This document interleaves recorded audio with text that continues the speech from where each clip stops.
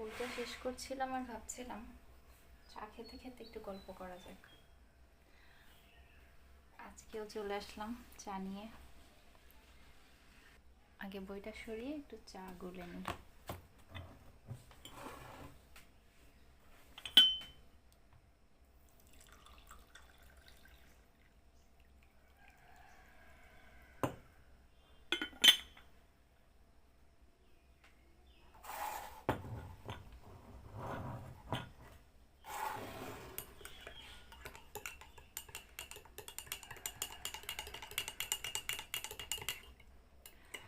তো আজকে যেটা মাথায় আসলো সেটাই শেয়ার করব। জানি না কথাগুলো কেমন লাগে, কোনো কমেন্ট বা কোনো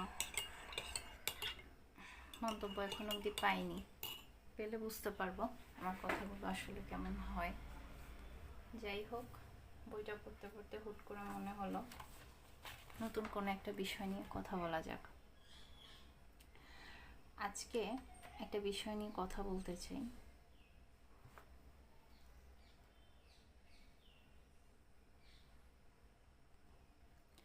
আমাদের জীবনে আমরা যাই করি না কেন অন্যের অ্যাপ্রুভাল পেতে খুব ভালো লাগে।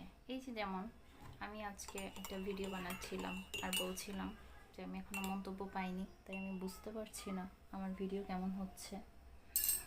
এই যে অন্যের অ্যাপ্রুভাল পাওয়ার আমার প্রবৃত্তি, এটা শুধু আমার জন্য না, এটা সবার জন্যই একই রকম। গবেষকরা সাধারণত বলেন অন্যের অ্যাপ্রুভাল, স্বীকৃতি, প্রশংসা চাওয়া মানুষের স্বাভাবিক প্রবৃত্তি, কারণ মানুষ একটি সামাজিক প্রাণী। কিন্তু যখন একজন মানুষের আত্মমূল্য বা সেলফ অর্থ যেটাকে বলি পুরোপুরি অন্যের মতামতের ওপর নির্ভরশীল হয়ে যায়, তখন মানসিক সমস্যার ঝুঁকি বেড়ে যায়। গবেষকরা কি বলেন চলুন একটু ঘাটাঘাটি করে জানা যাক। সেলফ ডিটারমিনেশন থিওরি আসলে কি? মনোবিজ্ঞানী এডওয়ার্ড টেকি এবং রিচার্ড রায়ান দেখিয়েছেন যে মানুষের তিনটি মৌলিক চাহিদা আছে: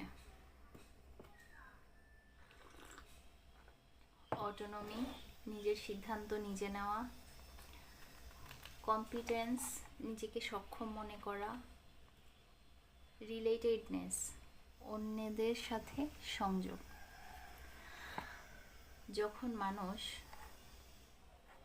সব সময় অন্যের অ্যাপ্রুভাল খোঁজে